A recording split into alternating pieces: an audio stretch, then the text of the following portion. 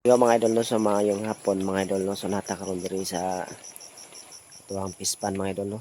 Wa gyud ko mag-speak mga idol no, nga katong atong gibuhi diri nga buaya mga idol. Nanganak na di ay no, so daghan kayo mga anak mga idol na dinha. So imong mapansin mga idol, wala lang kayo makita no, tungod kiting ulan magud karon nilob-lob sila sa ilalom. So karon mga idol no, para motuo mo mga idol atuan na siyang pagawson mga idol no, para makita gid ninyo kung usa ka tinuod ang atoang binuhi diri nga buaya no. So karon mga idol i-try na to og pagawas no, para makita gid ninyo. So kung ano yung gikural og net mga idol no, para secured no, kung dalan ra ba no diri dalan no, para sad ma-secured ang mga agi ba. Pero kini siya nga binuhi nako nga buaya, friendly kini siyang tawo mga idol no, labi nagtaghuyan lang nimo dili na sila mangisog.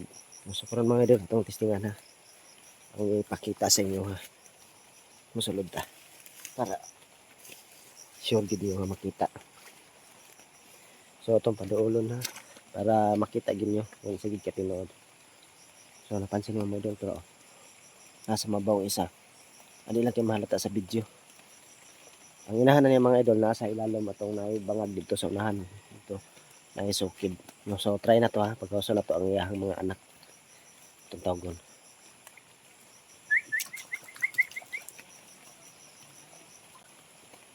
Oh, para mga idol oh.